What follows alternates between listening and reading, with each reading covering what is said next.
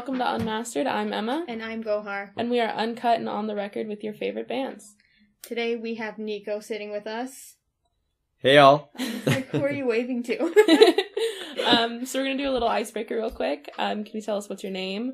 What's your favorite ice cream? And then if you could only watch one Disney movie for the rest of your life, which one would it be? Okay, these are great questions. My name is Nyiko. My full name is Nyiko Bagan. That's how it's kind of a doozy. Yeah, the last name. It's one of those pretentious names that if you read it, you don't know how to pronounce it. Well, if you read your first name, you don't really know how to pronounce that either. No, exactly. And then if you hear it said aloud, you have no idea how to spell it. Yeah. Favorite ice cream? Honestly, growing up, it was Ben & Jerry's chocolate fudge brownie. Oh, nice. I don't know if they make a vegan version, but if they did, that would be it. Okay. They have vegan flavors at Ben & Jerry's. I'm not sure if they do the chocolate fudge brownie, but if they do, it's that. Okay. For sure. It's nostalgic. Anything chocolate, I love. And then Disney movie, Aladdin. Oh, easy. Nice. Nice. He had that answer on the back of his mind. He's waiting for someone to ask him a Disney question. This is not the first time I've been asked that question. Oh, there we go. He knows. So, he's just ready. I'm a little bit of a Disney buff. Not a huge Disney buff, but just a little. Just I know enough. Just yeah. So how was your day today? My day's been great. It's still going. It's awesome, yeah. It'll be a long day, I think, for all of us. Oh, yeah. For sure. So, what we normally like to do is ask people, what's your story? We kind of have the same, like, who the hell are you? And give us a quick summary, and they'll kind of tell us their bio as a musician or an artist, but I feel like you have so many layers that we can't really fit it into just one question. So, we're going to spend the next couple of minutes kind of breaking down just who you really are, if that's cool with you. Yeah. So, who is Nyiko as an artist and as a person? I guess for starters, to kind of help guide you, can you give us a little background, about yourself? Where did you grow up? What was life like for you? Yeah, sure. Yeah, the who is Nyiko that's a very big question. Oh, of course. Let's start small with some more. Well, I'll guide you as we go can do along. The granular details, then we can get more large scale and vague. Yes. So I grew up in southern New Hampshire, the Northeast. Very kind of rural countryside area.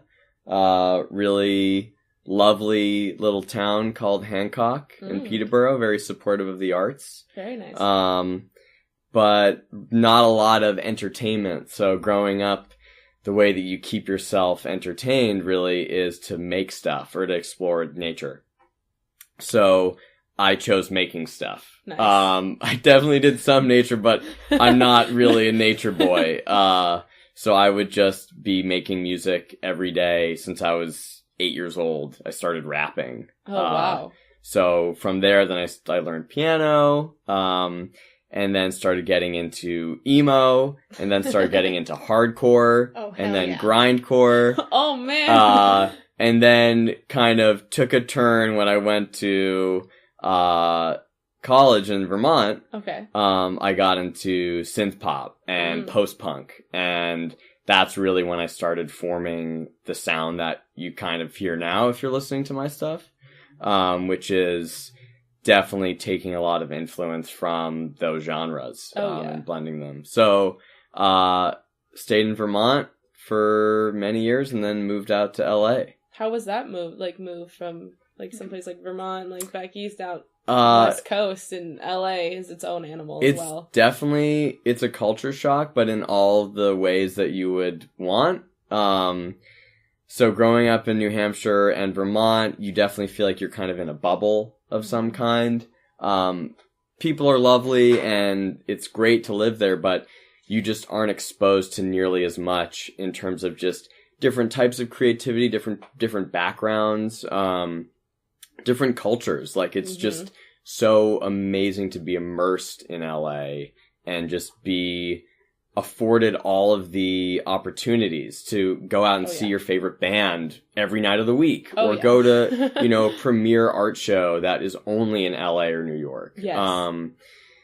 But the actual move from Vermont to LA, I drove across country in 5 days. So it was gosh. aggressive. Did you have a trailer or Fortunately, I whittled my stuff down pretty well, but I had like a pod shipped out separately. Oh wow, okay. And then I drove across in a Subaru all-wheel drive.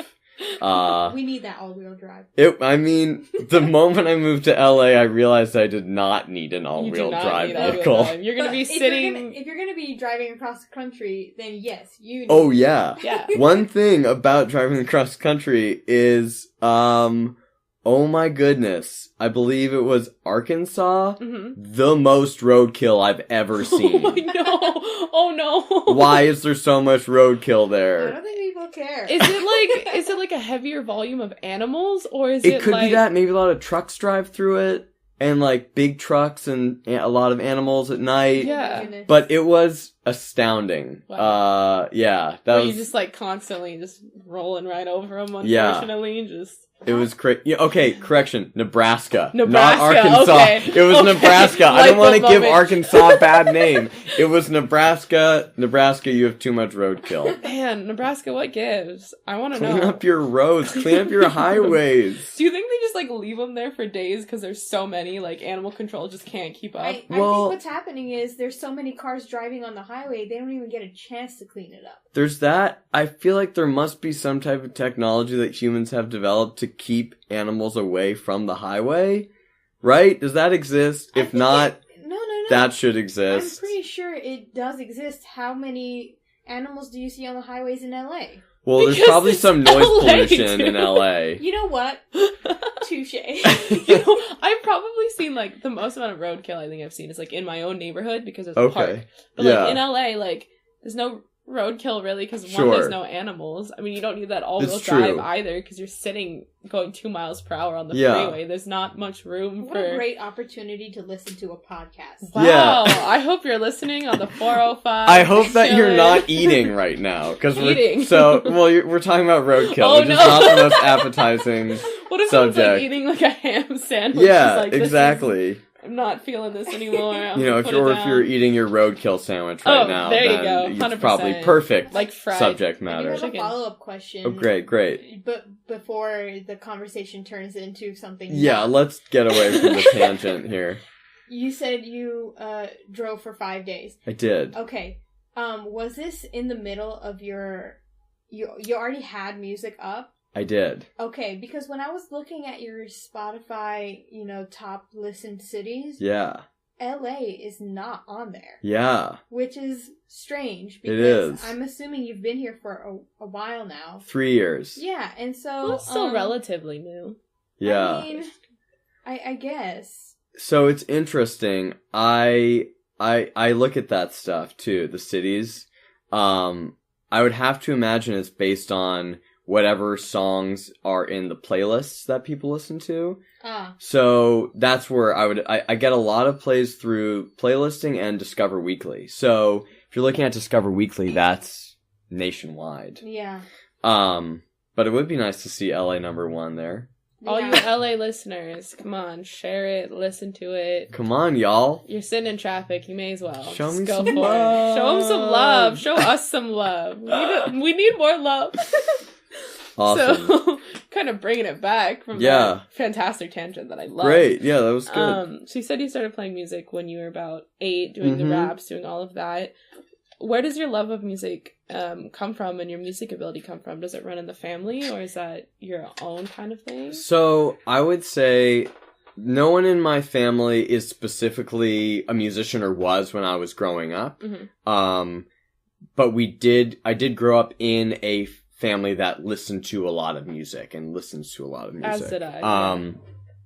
My brother is musical as well. He played guitar when I was a kid, so I was exposed to that, and he introduced me to a lot of the music that I was really influenced by when I was very young, which was primarily like hip-hop music and some kind of classic rock and experimental rock when I was very young. So that was amazing to have an older brother to kind of like pave the way in terms of a sonic reference.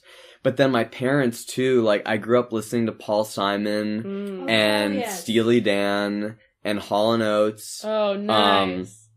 And at the time when I was very young, too young to really notice those sounds, I kind of brushed them off and was like, oh, I want to listen to hip-hop music. That's the coolest thing. Tribe Called Quest, Wu-Tang Clan. Nice.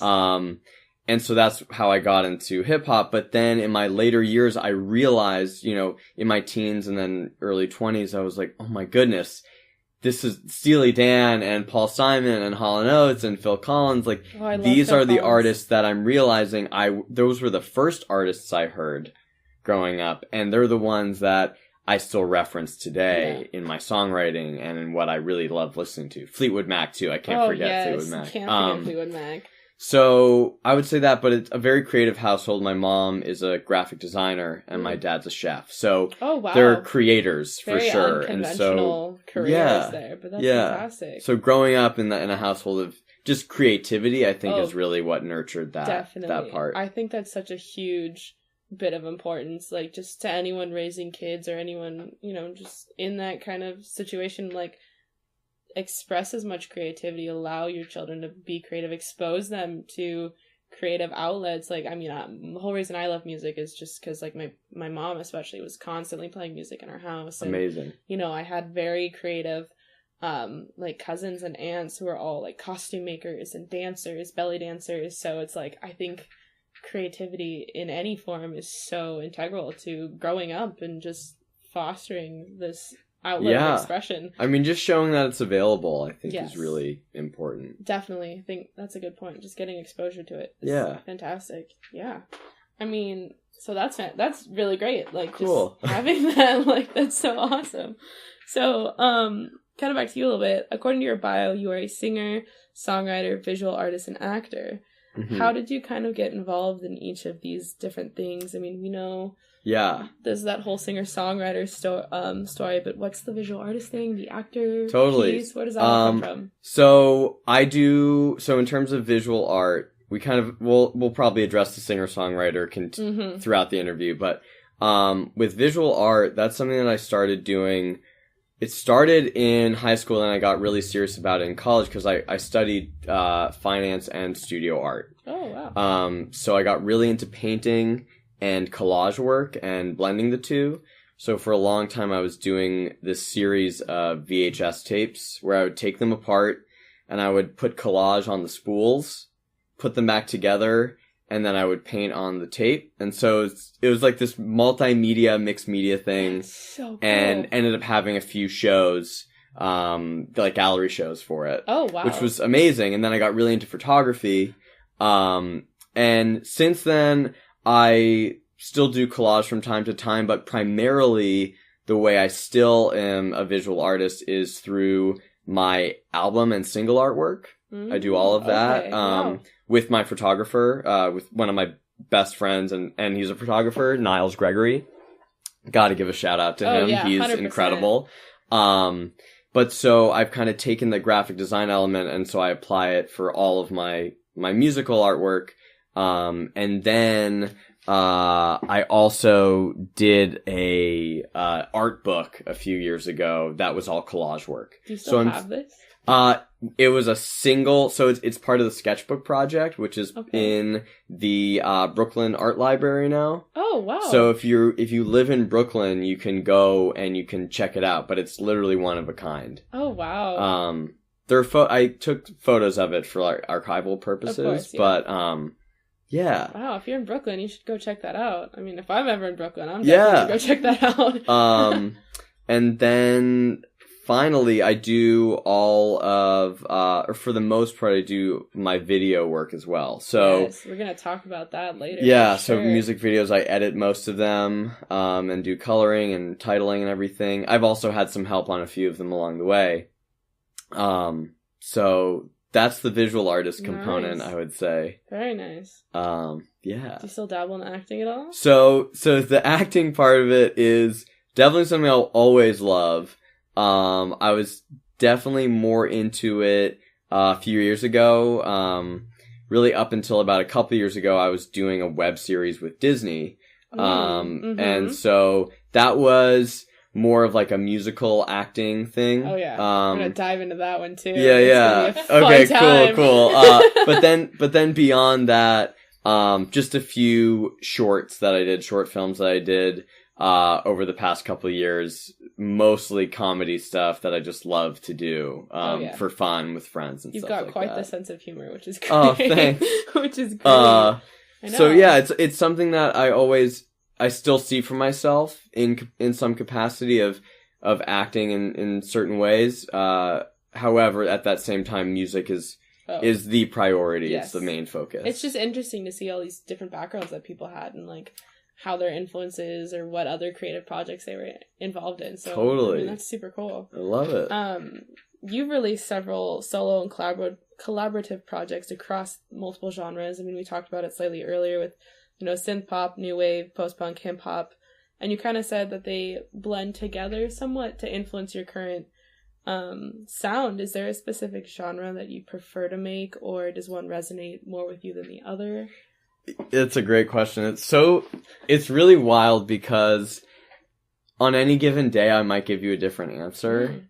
What are we feeling today? Well, that said, honestly, nostalgic post-punk will always have my heart, and that is like truly where my heart is musically. The Smiths, The Cure, New Order, like that's the music that will like make me break down and cry. Oh yeah. And that's the feeling I love to feel for music, but that's not the feeling you always want when you're listening to music. Yes. So on the flip side, I love the feel good of Wham and Hall & Oates, and then contemporary feel good and kind of more like chilled out sound of Washed Out or Tori Moi or Twin Shadow. So it's like I love those as well. And then R&B like D'Angelo or more updated sounds like Shy Girls or Kalala. It's like it's really just fun to be able to bounce around genres. Yeah.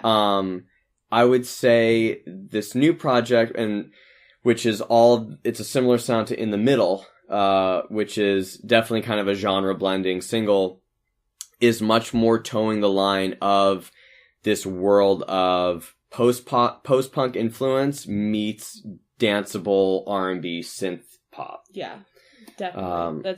We're going to talk about the song in a bit. But cool. That song, I was listening to it and I was just like, there was so much going on in this song. Yeah. In literally the best way possible. Okay. It was blended so perfectly, and I was just like, I love it when music makes you take a second. Sometimes you'll listen to music and it's just kind of there in the background. But when music commands your attention, I love that. Oh, so it was definitely when I first hit play, I was a little preoccupied with things, and I was like, wait. Yeah, we're gonna listen to this and really listen. Too. I was just going through all of your music library because why not? Yeah. And it made me stop what I was doing and go to look at what this song's called. So, thank you. Well, that's what you want to hear, isn't it? Definitely. Yeah, and major props to the producer on that track, The White Electric, which we'll talk about more, I'm sure. Yeah, definitely. I mean, you definitely have a very wide knowledge of music from all sorts of genres, and you're also a record producer and label owner. Yes. Let's talk about that a little bit. Yeah, so that started almost, it's called Trailing 12 Records, and it started essentially in 2012, 2013, when I'd finished up a 5-song EP, and we were pressing it to vinyl. It was crowdfunded, which was amazing. Oh, wow. Shout out to the fans for which that. I don't know if you can still do that today. There was a peak moment when it was cool to do that, and it was amazing. Yeah. But props to anyone if they're still able to do it. Mm-hmm. It was really special. Really thankful for everyone that was involved with that. But so, I really wanted it to be more legitimate in terms of the way that it was branded and marketed. So I was like, I need to make this a label. I want to have some type of label associated on it. And so Trailing 12 was birthed by that release. And really what started as just an imprint for me to put my own stuff out on has since in the last 2 years become a way to release other artists that I really believe in. And that, quite honestly, at the current standing are artists that I know personally and that I've known for a little bit of time now. Okay. So it's like I'm not A&Ring really. Mm-hmm. I am more listening if there are people in my circle that have a project they're really passionate about, and they either want my ears on it or want to see if there's an opportunity there. So there are 3 artists on the label other than me right now, which is the White Electric, who is my co-producer, Party of the Sun, who is an indie folk band out of New Hampshire. Nice. And it's really cool to have this dynamic on one label. So they're like really rich, dynamic indie folk music in the vein of Tallest Man on Earth meets like Neil Young. And then finally is Derek Simpson, who is a new artist, relatively new. He had some success with a track on that Comedy Central show that I'm totally blanking on, with the 3 guys that like live in workaholics. Oh, there we go. And since we put out 2 singles with him, and it's like alt pop, R&B, I like to think of it almost as Frank Ocean meets Animal Collective. Like it's this really wild blend. And then also I can't forget Sasquatch, who hasn't been super active recently, but he is just fantastic Chicago house. And so we did an EP together back in the day. And he's just, I mean, he's a homie for life. He's a great dude. So it's been really cool to kind of be that for other artists, to kind of help them grow and get new ears on them and help them with PR and distribution, everything like that. Essentially being the person that I wish I had when I was coming up. Yeah.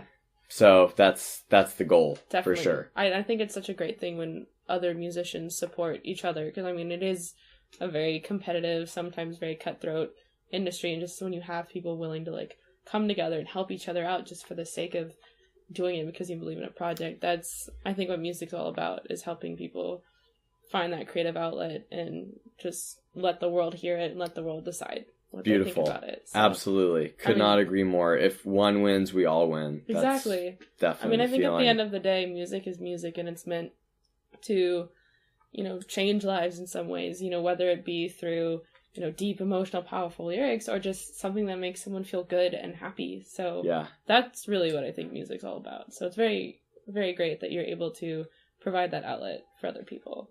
As best as I can, for sure. Do you think that, you know, being a musician yourself helps you be a better manager and label owner? Like, how is that dynamic? That's a good question. If being a musician helps me be a better manager and label owner, honestly, I would say that it does help, because I'm able to speak about the process of music really well with the artists that I'm managing and repping. And I can give them critical feedback on composition or mixing or their mastering. Whereas that's not always the case with a label owner or a manager or anything like that, or an agent. You know, you can have that. You can for sure have creative-minded people in that space. But being someone who's also making the music and also knows, you know, the struggle and process of booking shows or getting your song on playlists or getting album artwork together or refining demos until they're ready to bring into the studio, I think it helps be able to speak that same language. Definitely. So as a label runner, playlist pitching is honestly one of the hardest things I've ever had to do, just because I feel like there's so many, like... What is playlist pitching? So, for those of you who don't know, playlist pitching is basically, like, you have to... Your songs don't just, like, magically always end up on Spotify playlists. You have to kind of, like, do some legwork and reach out to people to get them on their radar and kind of get that connection there. And everyone wants to be on playlists, so you're literally competing with everyone. So it's definitely a very long process. Takes a lot of legwork, but I mean, it does. It's worth it. Very time consuming, but definitely. At the end of the day, what I always remind myself is the reason I'm doing it is to get new ears on the music that I'm making or that I'm representing, that will ideally allow people to be inspired or to enjoy themselves or or find comfort, whatever it is, like, that's the end goal. Yeah. It's, you know, a lot of the time I'll hear like, well, how many plays is the playlist going to get, or what are we looking at? It's, for me, it really, at the end of the day, it's like, I get affected by playlists that I listen to. Mm-hmm. I'll discover a new song. So if that even happens for one new person for every playlist that's on it, then we're doing a good job in my mind. Definitely. I think, again, everyone sometimes gets caught up in so much of the logistics and the fluff. Like, yeah, absolutely. Gotta get down to the And it core makes sense because that's what, you know, makes money. That's what makes money. That's what kind of determines success in some ways. For sure. It 100% makes sense. It's just nice to think about why you're doing this and get back to the core of it and the roots of why you started. So. Definitely. Cool. So I think in addition to the label, you also have an event-based collective you run called Defy Identity? Defy Identity, yeah. You got, it's like identity and defiance. Yeah, like exactly. I totally got that. I was like, just want to make sure I'm saying it right. Yeah, you crushed it. So, back in July, you helped put on a 2-day event at the Bootleg, where you gathered dozens of artists to put on this event, where 100% of the proceeds were donated to Planned Parenthood, the Trevor Project, and Alexandria House. Correct. Kind of, how did this project come to be? What inspired it? Where did the idea come from? Just kind of elaborate on it. Absolutely. Thank you for asking about it. It's another one of those things where if you're busy, you kind of just make yourself busier. Mm-hmm. But what inspired it was last year, and just with social media as it is, you see so much suffering around. You see so many people whose voices are being squandered or who are not feeling comfortable sharing themselves as they are, and sharing their identities powerfully and truthfully. And so I made a post, which is like the easiest thing, lamest thing you can do, to be like, you know, I'm an ally or whatever. Like, I am here if you ever need to talk about anything. Like, I just want everyone to know that, like, I am your friend and I'm an ear, and I want to help support you in your dreams and in you fulfilling whatever you need to fulfill to share your identity powerfully. Yeah. But it was kind of like I realized it was almost just like an empty offering. You know, it's just like, hey, you know, if you need me, like, send me a message, whatever. So I was like, all right, I need to put this concretely into place. Yes. I want to actually make something happen, as opposed to just doing a status update or, an Instagram post. So the idea came through some work I was doing. I was doing like some leadership coursework, essentially. And the idea was to put on some type of event or a program that was important to you. That was like the whole prompt. And so I realized, oh, this is what's important to me. People and their voices being heard, essentially. So the idea came, and I already have like a really beautiful network of artists and creators that are really dynamic and have really beautiful, varied stories of where they came from and who they are and what they stand for. And so the idea was to create a 2-day event, like you mentioned, that celebrated and honored the idea of identity across gender, sexuality, physicality, ethnicity, age, literally anything that separates us. So to be able to share that boldly and powerfully. So then I looked at, okay, what are some local and national organizations that are in line with this? And immediately, my friend's been really involved with Alexandria House, which is an incredible organization that's specifically located in LA. Okay. And what they are essentially a transitional house or a halfway house for women and children who are transitioning from homelessness or abusive households. Okay. And the work that they're doing there is so amazing and so impactful. And so they were the first one that I reached out to. The other one, which is Trevor Project, which is a suicide prevention hotline for LGBTQ youth. Yeah.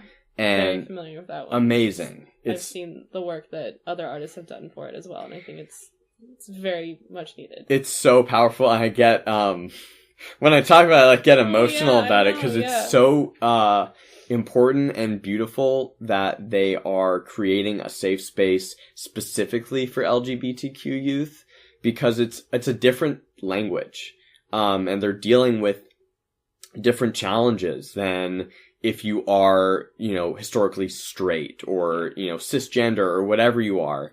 And to have an avenue for folks who are going through that is so beautiful. And it just, it really, like gets me going every time I talk about it. And so, that was really important to me to have featured. And then, finally Planned Parenthood, which is obviously a national, global organization, mostly focused in the US, and, women's rights are obviously kind of at the center of the conversation right now, at least in my world. In my world as well. And so, having kind of that trifecta of a local, regional, and then national organization involved kind of really complete the circle. So it was a beautiful event. We had really amazing feedback and really great sharing, of different artists sharing their own creativity and their own artistry. So it was multifaceted. It was dance, it was music, it was spoken word, it was comedy. I know you featured like a lot of these people on the Instagram. The Instagram is filled up with so much positivity. Yeah. I mean, it really is. You kind of feature these hardworking independent musicians, poets, comedians. And there's a lot of like words of inspiration that are all about like self-love and self-expression, and it's just a very positive like space on social media that you don't necessarily see often. And so I think that within itself is fantastic, and then to actually have had this event attached to it that had so much meaning and so much purpose behind it as well is incredible. And I think we need more of that. Like everything about it was just so positive. It really was. I mean, do you ever plan on doing more of these? I think that would be great. Thank you for the acknowledgement. Yeah. First of all, I really appreciate of course. As soon as I found it, I was like, I have to talk about this, because this is something that has meaning and power behind it that could potentially, you know, reach out to someone who needs it in every sense of it. So, to answer the question, first off, I don't want to leave out Wild Riot. They were a collaborator and co-presenter, and they're amazing. Brittany over there is incredible. And also Bootleg Theater was an incredible ally in the whole process and experience. And then all the artists too, it wouldn't have been possible without them, obviously. So in terms of doing another one, absolutely, 100%, that is the intention. The intention is not to have it be a one-off thing. Mm-hmm. The goal truly is to create this brand, essentially, and this collective and this kind of template of what the show is, to then allow other folks to adopt it and do these events throughout the country. Oh, yeah. So as Defy Identity events. So essentially, I mean, the template really is to gather a ideally very diverse, varied group of people that are doing different types of art backgrounds, or, you know, different types of media, and then partnering with one or more nonprofit organizations. So that's the idea, essentially, which is, you know, a lot of other events do that, a lot of festivals do that. But the way we did it is it's literally each artist gets one slot for one piece, so one song. Mm-hmm. So it's all in, it's an hour and a half, 2 hours long. Oh, okay. And you have 16 artists. Wow. To do more, definitely, we're going to look into doing different space. I think it would be fun to play around with doing it in a new location. It'll give exposure to the theaters as well. Oh, absolutely. Yeah, it's exposure to whatever venue is hosting it, for sure. I can't think of a venue, at least in LA, that doesn't want to be associated with nonprofit organizations and an event like this. Ultimately, I think what happened is you successfully turned that open-ended invitation of a status update into something bigger and more interactive. More attainable as well. I mean, Thank you. When you put something physically in front of you there, it's more like, oh, this is real, this is happening. For sure. Yeah. Oh, yeah. I mean, you can do a lot through the internet and through the ether of the cloud. Oh boy, I love the internet. And it's great, and it's amazing. It's an amazing tool. And the physicality of doing something like an event or having a tangible piece of music or whatever it is in my mind equally important. Yeah, I think I'm a huge proponent of human interaction and just face-to-face contact. Yeah. Face-to-face, just like, looking someone in the eye and just sitting there and talking, because I feel like you lose so much of that when you're online. I mean, there's this whole, like, if you want to get technical, there's this whole rule about, the words coming out of your mouth, your body language, your tone of voice, and you lose 2 out of the 3 of those communication tools when you're online. So when you actually get to sit there and have those personable conversations and just be in the same space as someone, especially a positive space, I think it's very powerful, and it's something that I think should happen more often.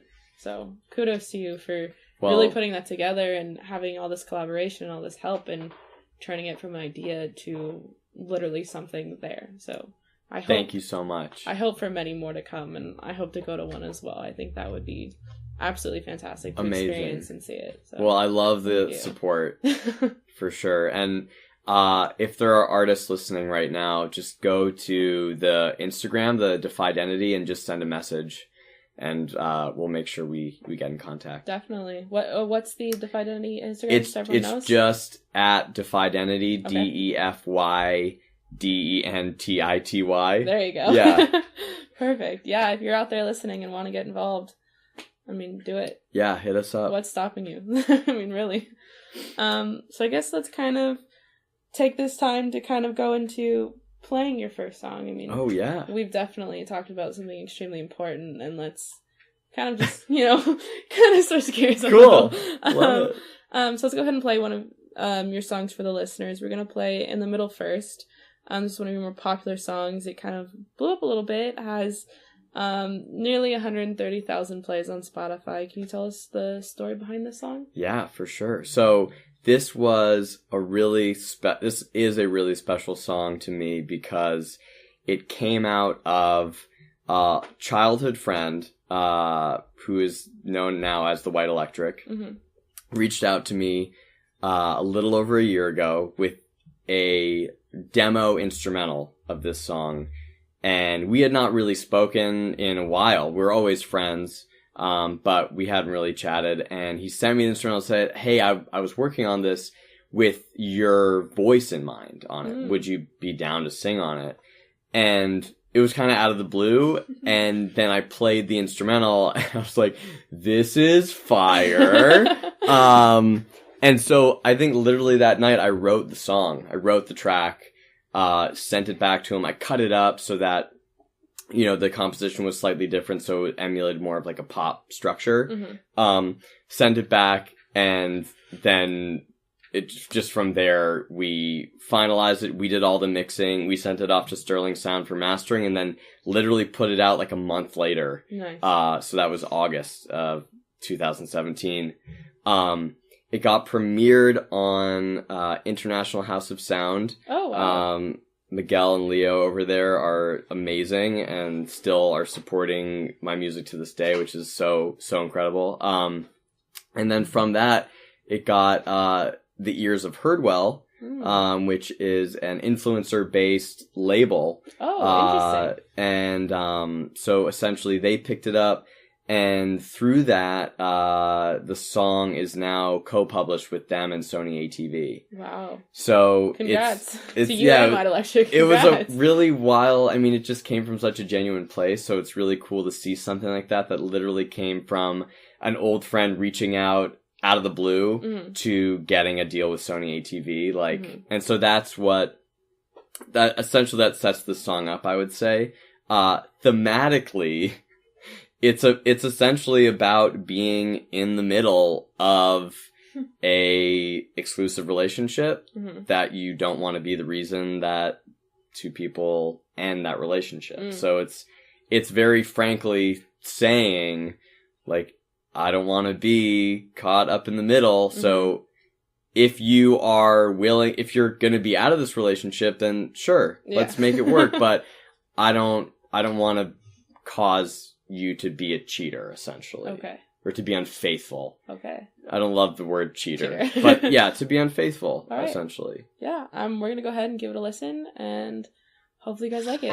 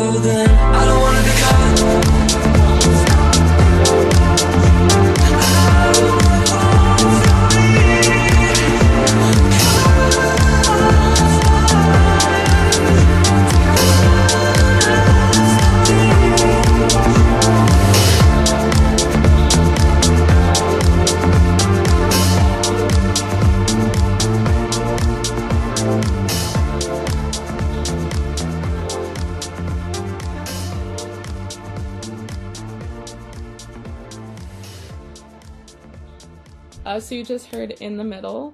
I know I mentioned earlier that I really love this song, so thank you so much for letting us play it and sharing it with these people who are listening. Thank you to the audience who's listened to this point as well.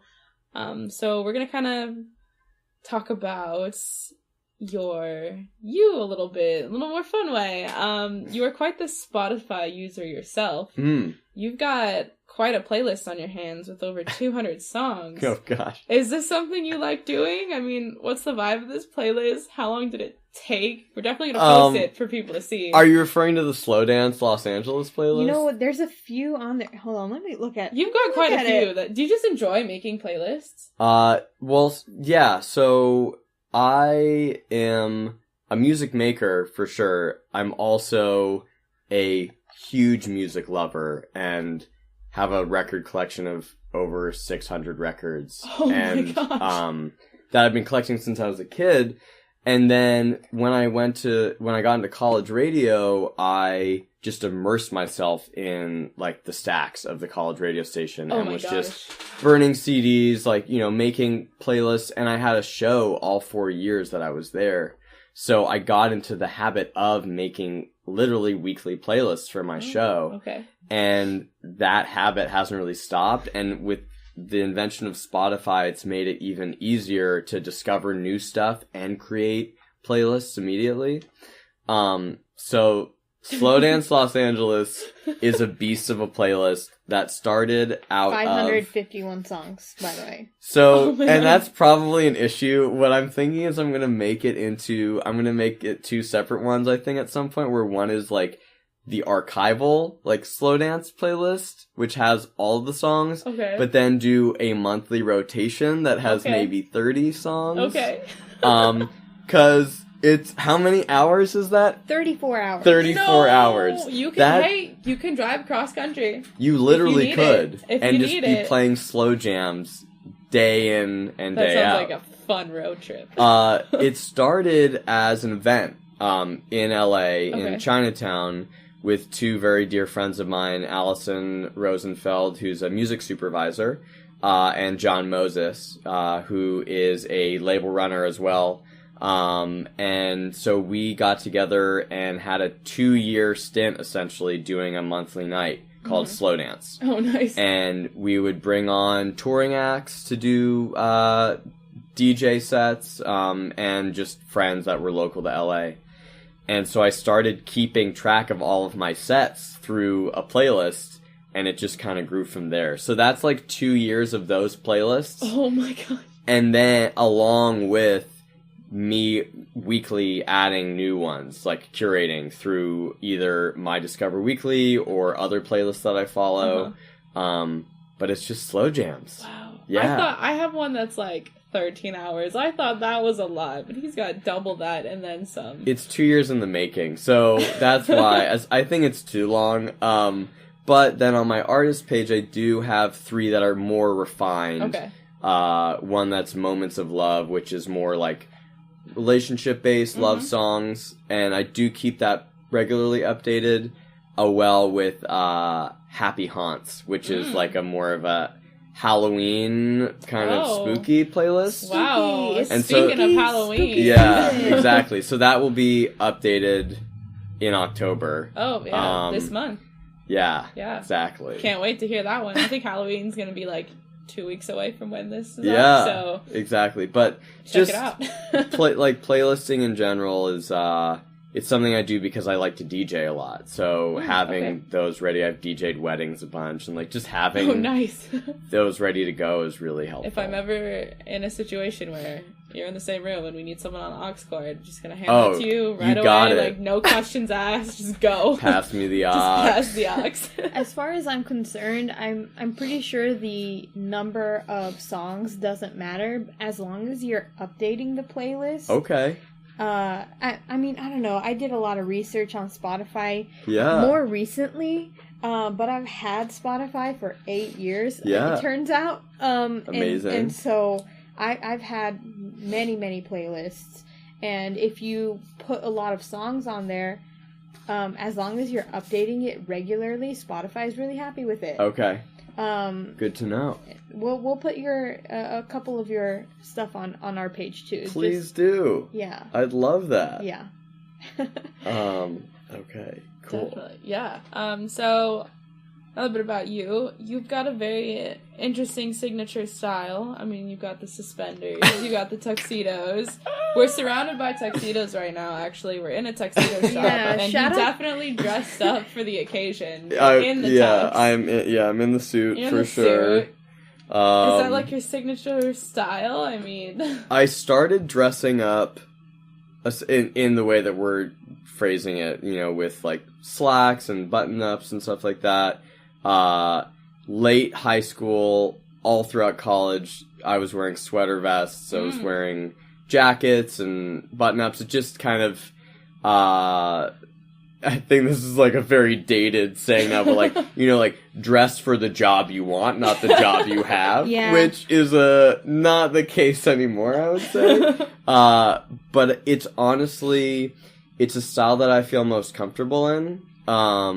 And I honestly find it as a style that is the easiest for me and, affords me the most grace in being able to dress myself. And it's simple. I mean, I wear slacks with suspenders and a button-up or a white tee every day. And It's a little uniform. Like, it is. It's literally the uniform. It's funny too, because a lot of the time people say like, how much time do you spend getting dressed in the morning? Because, like, you're wearing all this suit and everything. I probably spend less time than most people because I'm wearing just different versions of the same thing every day. Oh, It's pretty much like a uniform. Yeah. It's like I'm a cartoon character. Do you ever get, like, funky with the suspenders, like, for the time of the year? Like, I mean, is that ever a thing? Like, it's we have novelty suspenders for you here. Amazing. Yeah, my mom is amazing, and one year she sent me, I think, like American flag suspenders. But I keep it pretty classic. I just have the standard just blue, black, straightforward. brown. I don't do anything crazy with it. There you go. And if you're Tried pulling and it true. off, so there you go. He like walked in and I was like, oh my gosh, he's dressed up for the occasion. This is so refreshing. I'm very minimalist in terms of my. I I don't like to have a lot of options, honestly. I think that's better. In I have some enough cases. options everywhere else in life, like with music and everything. Like, it's that's a nice good to have way a of putting it. place where you're just, all right, it's either this shirt or these 5 other shirts I'm gonna I wear. like that idea. Yeah. I should. Yeah, I have too many clothes. You delve into the idea of minimalism there. Yeah. Definitely. I'd love to have. I think what you have is called a capsule wardrobe. Have you heard of that? No, but I No. love that term. It's basically having basic clothing items that can be worn year round and having a few novelty items like a colorful blazer or Red velvet. yeah, exactly. So Do you have a red velvet suit? I would love to have that ideally, but I'm the kind of person that wears a lot of patterns constantly. Mhm. So when I have a bomber jacket, which I've been really into these days, Yeah. a patterned bomber jacket that I want to wear, and I just for some reason do not have a plain colored top in my closet. And so when I was researching about, clothing in general, I discovered a capsule wardrobe. I feel like that's what you would describe. From now on, that's what you should tell people. I love that you have a term. capsule I'm going to use wardrobe. it. It's great. Yeah. I have Learn a capsule something new. wardrobe. I'm going to lead with that for my next conversation. I have a capsule wardrobe. Just that's the intro. My That's what I novelty lead with. red velvet Yeah. suit. By the way, I have a capsule wardrobe, and how is your day going? That's his new. Hi, I'm Nyiko. I have a capsule. Yeah. Nice to meet I you. think that would go off well. That's the new I'm vegan. It's the new I'm vegan. Oh, for sure. The Oh, you have a capsule wardrobe too? Oh my gosh, God. let me tell you about Oh my god, Yeah. let me just show you a picture of mine. It only takes up 2 feet. Oh my god, I'm winning. Good. Very You're good. quite the funny man. Thanks. You've done a few humorous videos with Disney influences, with the Oh My Disney and Disney raps, Yeah, we're not done talking about this. where Okay. you take these classic stories and kind of quite literally rap about them. There's one for Winnie the Pooh, Hocus Pocus. You've also done one for Golden Girls. I mean, Yes. first, I'm assuming you're a huge Disney fan. Yes, Yes or I no? I am a Disney fan. Okay. I think Disney is wonderful. Okay. And they were a huge part of my childhood and surprisingly became a really cool part of my adulthood Yeah. as well. Not planned, but Okay. it just happened and it's Yeah. amazing. I mean, let's elaborate on that. Where did these lyrics come from for these videos? How long does each one take you? I mean, how did you get involved in this? So I started working at Disney when I first moved out here, a few months after I first moved out here, and was essentially there to start and help out with a app that they were launching for Okay. kids. Essentially like a meme. Kids apps. Yeah, memes for kids. One of the producers there was aware that I had a music career and that I also was a rapper. So they pitched the idea of doing a rap series around the Disney classics because they were thinking of new ways to build series around, video series and get more YouTube subscribers and that kind of thing. So that was just kind of added to my plate in a very happy way, very fun way. We kicked it off with doing a recap of Disney Channel original movies. Oh, did you? Oh my gosh. It was like Keeping It 100 or something like that. Because it was literally that weekend. The Winnie the Pooh one. That was so great. 100 Acre Woods. Oh, yeah. Oh my gosh. And then they did, so the Disney original movie marathon, they like screened all of them over the weekend. And so I did a rap kind of summarizing a bunch of them. And then the next one was Winnie the Pooh, which was a blast. One.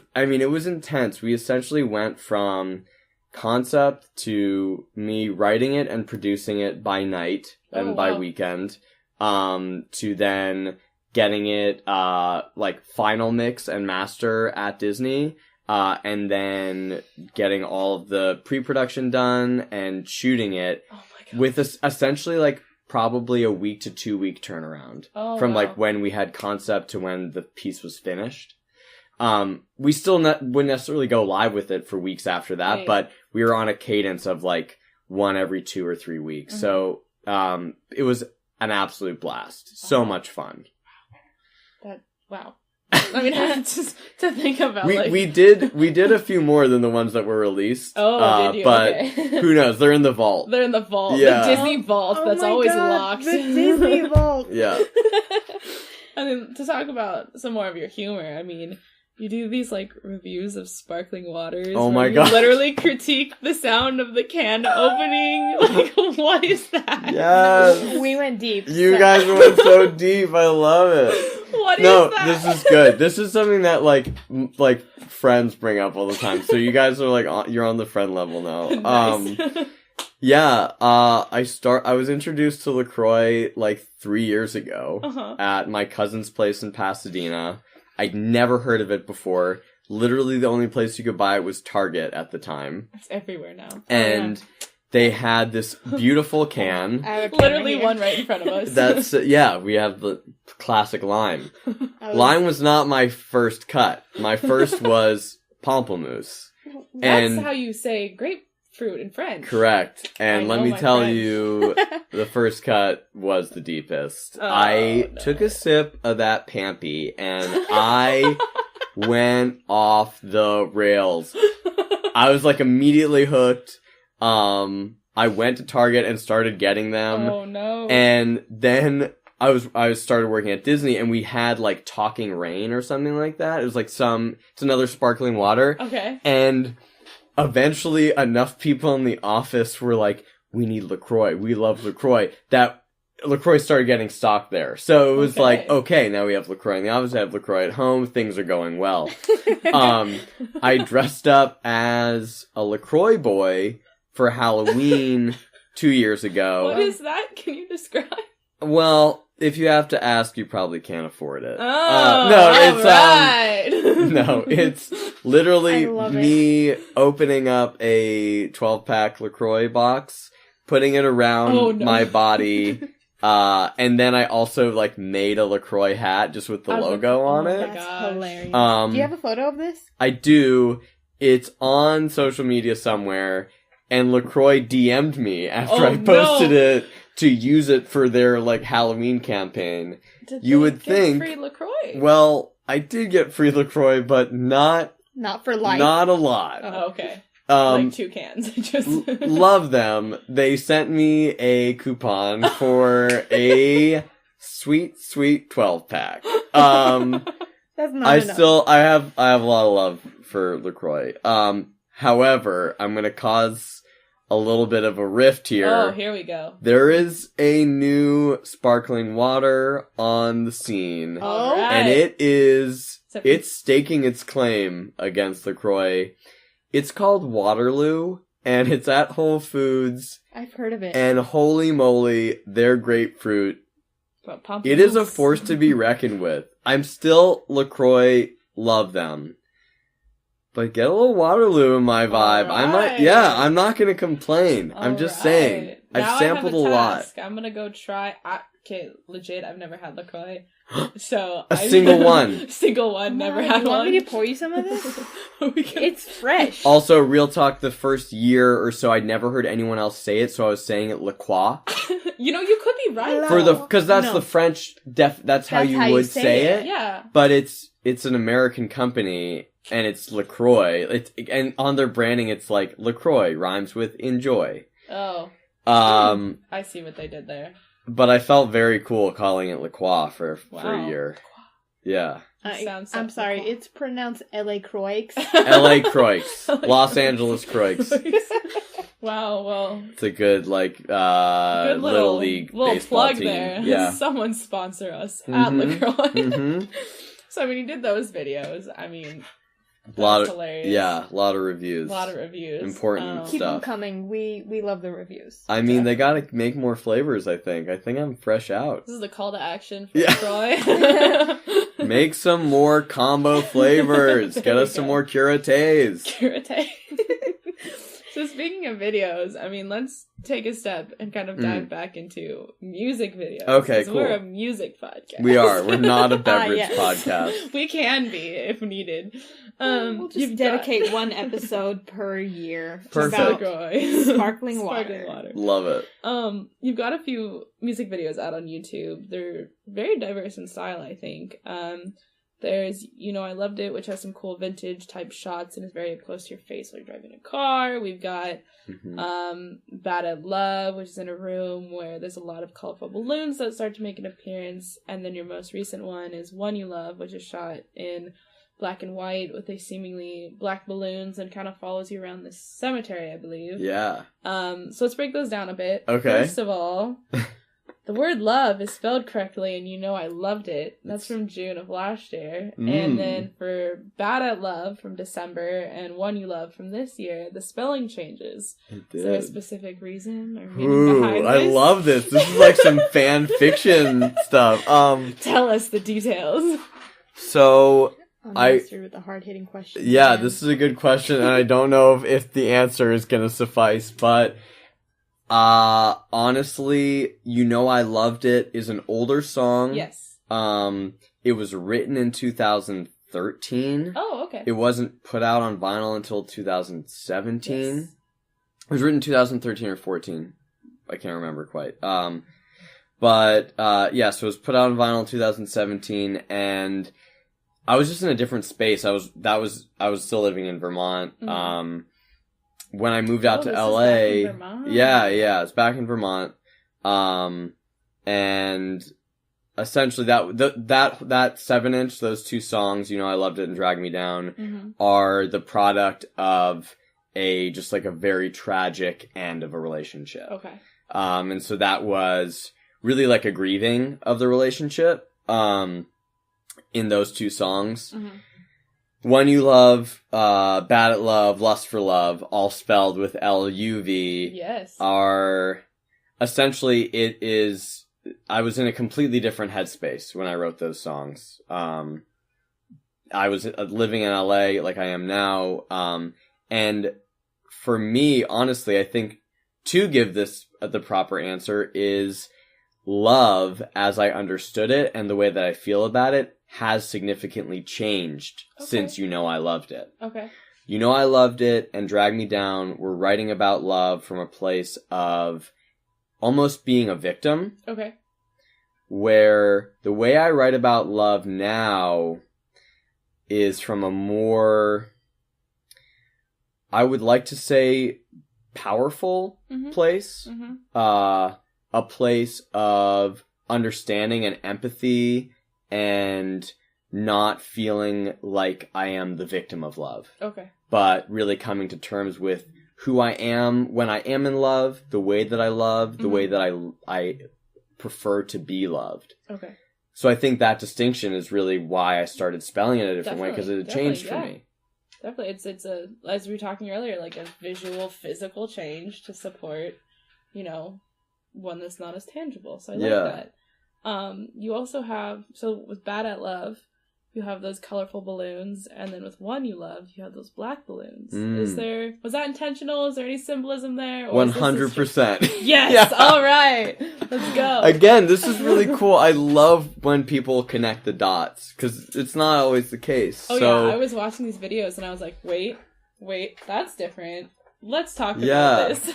Yeah, so balloons for me are something that I find can be very symbolic and very poetic. Getting really deep into a balloon, it's something that essentially starts deflated, or starts as kind of porous, rubbery, you can pull it apart, and then it becomes whole, it becomes big, and kind of like maybe a relationship, right? Yep. It can maybe sometimes float, like in a balloon that has helium in it. And then it can also be popped. Yep. And when it's popped, it's different than what it was like before it was inflated. Okay. So yeah, it's definitely symbolic. I'd like to leave some of it up for, interpretation. We'll leave it there then. But yeah, that's Very for cool. sure it. So I guess the story behind these videos, personally, I really love. I really love One You Love. It's my understanding that this was done in one shot, correct? Correct. Single take. How was that? Any kind of pressure there, or was it like, I'm just gonna do it and it'll be organic and it is what it is? So, first of all, big ups to Warner Shaw, who was the DP on that and edited it. The concept was one of those concepts that, like, comes when you're about to fall asleep. There's no phones, there's no screen in front of you, and it's just your mind. And I knew I wanted to do a video for One You Love, and I wanted there to be balloons involved, and I had just, I think, recently watched a few single shot videos, I think, like Robin's video. Yes. So I was really inspired by that. And I think Haim also had done a one-shot video. I think so. It was the first single off their latest record. And I was like, this seems like a really great way to do a cool-looking video on a budget. Yes. That won't take too much time in editing, that will be really clean, and that we could have some fun with. So, the idea first was just to be walking through a graveyard with balloons, and then it came to mind of, if I did it in reverse, the balloons could be coming into my hand as opposed to floating away, which is visually more exciting and symbolically, poetically more interesting as well.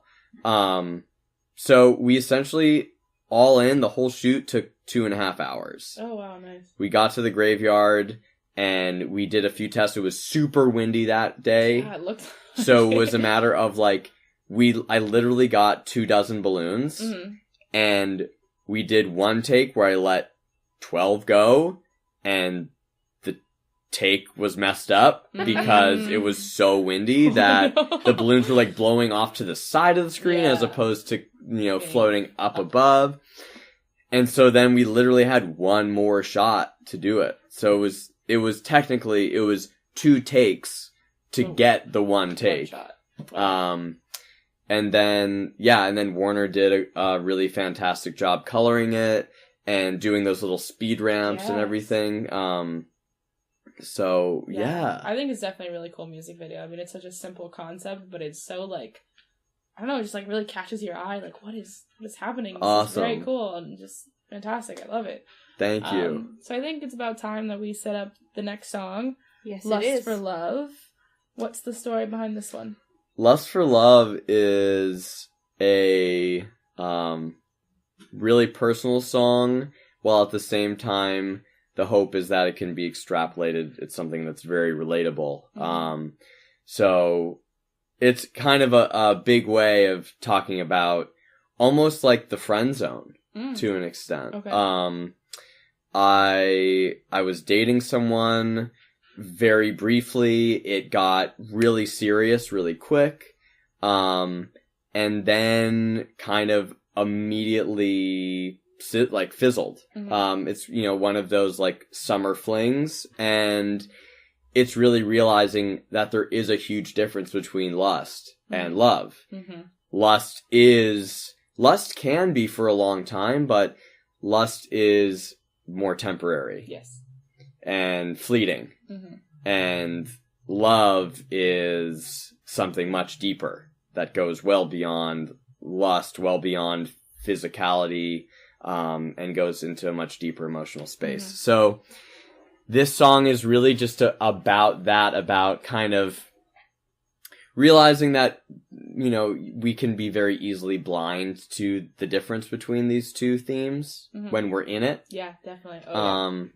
And so taking a step back, just being able to have that distinction of what am I in this for? And honestly, people, you know, it's very easy to date a lot of people or to be in just long-term relationship to long-term relationship. But what it comes down to, I think, and the way that I personally like to conduct myself in a partnership is to just be respectful of the other person's emotions. Yeah. You know, ghosting is really tough. Ghosting sucks. But we all do it. Yeah. You know, whether even we realize it or not. Yeah. So it's a balance of being respectful of other people's emotions and at the same time knowing that a lot of the time things are not personal. That it truly is, people are going to do what's right for them. Yeah. You know? All right. Let's go ahead and give it a listen.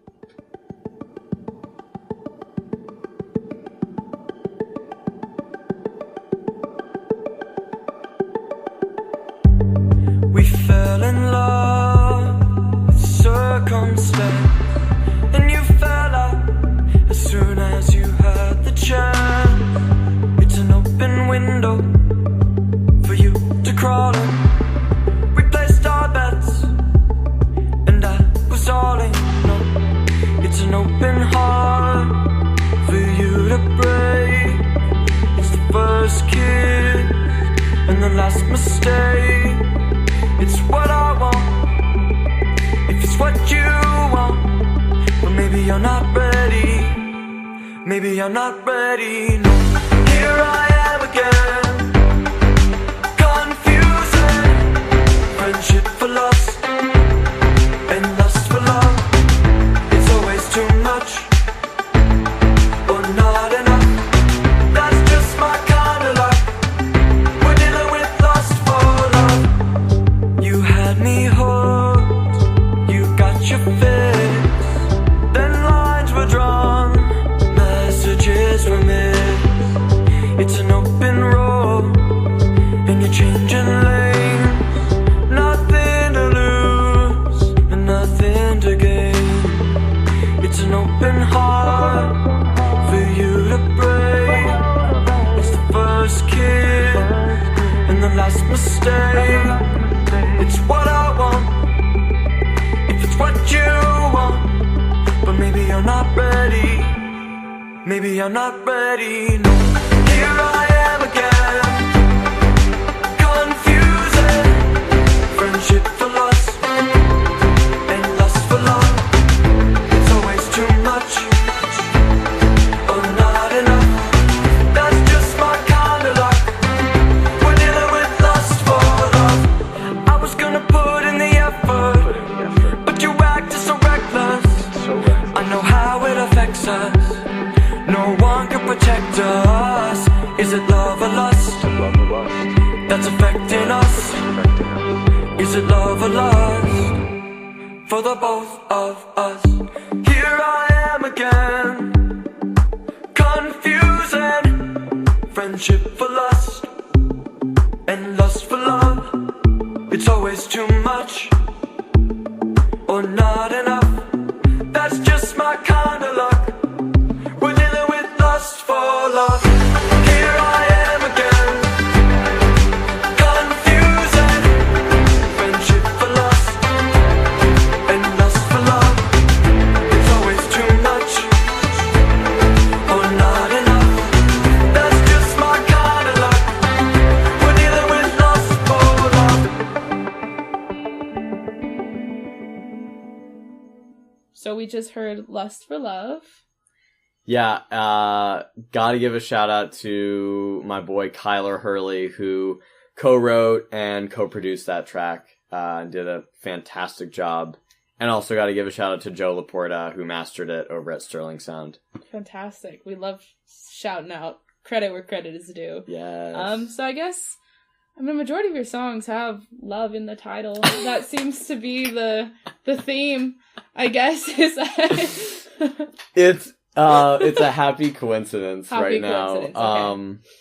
It is definitely a theme for sure in the singles that I've been putting out. Mm-hmm. It's not gonna always be the case though. Just every song. Couldn't that'd be amazing? Just my entire catalog is all songs with love in the title. And spell L-U-V. And then if love changes again, L-U-V-V, you know? Yeah, just sure. go with Why it. not? Why not? That, I believe, these three that are out, for the time being, that is the, what would you call the trilogy All right, okay. of I like love Okay. songs. I'm not saying I won't do another song with that word in the title, but for the time being, that's like the trilogy of love. Okay. I mean, that's present. Let's talk about future. Do you have anything exciting planned? What are you currently working on? Nothing. Quitting. I'm just kidding. So Nice, that's it. This is done. Done. I just wrapped up a 6-song EP. Ooh. We literally just got it back from mastering today. Nice.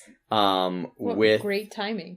great timing with my collaborator, my dear friend, co-producer, The White Electric. Nice. So this is a sonic follow-up to In the Middle. Ooh. So it's 6 brand new songs that no one has heard yet unless you are one of my really close friends or my parents. Nice, okay. Or if you've come and seen me live. I've been Oh. performing one of them Wait, for so a little Speaking of bit. live, Yeah, that means you're probably gonna perform it when you, you're playing Madame Madame Cyan Cyan tonight in Hollywood. Yes, yeah, so playing an EP release show, I believe it's an EP release show for Pace and Lewis, with Hollander and Fellrunner. Yes. Amazing artists. So stoked to be on a bill with Yes, them. we know Hollander, our favorite pink powerhouse. Yes. Yes. And so, playing the show, they're gonna be a few songs I'm performing that I've never performed Ooh. live anywhere. Scared? I'm excited, honestly. Like, I don't know if scared's the word for me, because I love thrills. I love performing.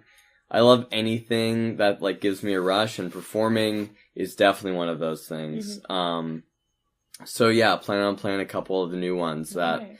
have never been performed anywhere else. For those of us who aren't 21, Oh yeah. when can we expect this EP?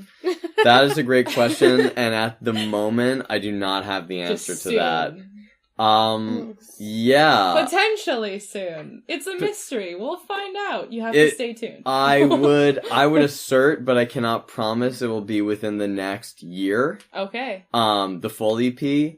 I'll turn and 21 by then, so it'll be fine. And if not, I would at least say that 1 or 2 of the singles will be out Perfect. within the next Okay. year. We'll keep an eye out, keep our ears ready.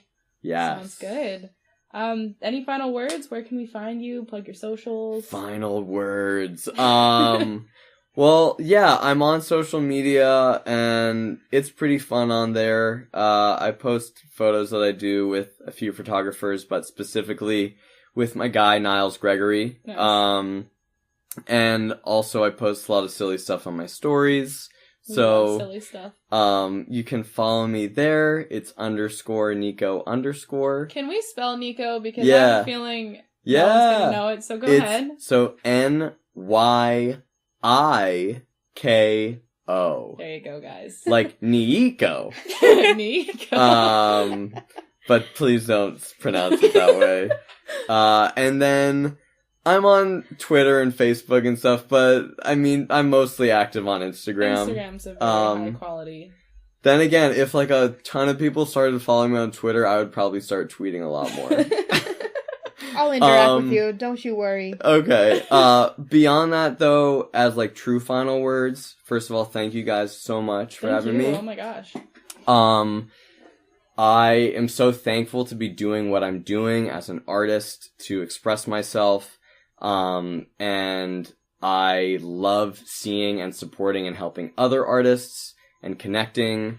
And I would just say if you're a listener and you are an artist or creator, or you're just someone who has a dream and you are facing challenges in that dream, or you feel like you're grinding in that dream, just stay with it, because I promise you it is worth it.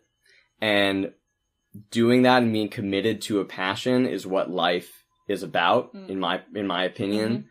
And just know that it's going to happen in one way or another. It just may not be the way that you see it now. This is so inspirational. Just be open to what success can mean for you. Way to end on a high. Thank you for those. That's true words of inspiration. I hope everyone at home takes that to heart and really just goes after your passions, goes after your dreams, and work hard for it. So thank you so much for sitting down for us again. This has been us with... Oh, wait. What else? Before we go, we're going to play a 10-second clip of a track we're featuring next week. I'm not really sure who that's going to be. We don't even know who so it's going to be. So we're going to play a 10-second clip. Here it is. Sun-kissed, wind whipped, I'm still on that happy. Cool. So do you guys want to guess who that is? Give us a shout out. So far this has not been working, so prove me wrong and send me who you think we're interviewing next week, and I'll give you a nice winky face in your DMs. Give us, and also if you made it this far, send us the little film camera emoji. Yeah, well, that hasn't really been working. You know what? We're going to try it out. Prove us wrong. Prove us wrong. Do it until someone does it. Thank you again. This has been Unmastered, and we'll chat next week.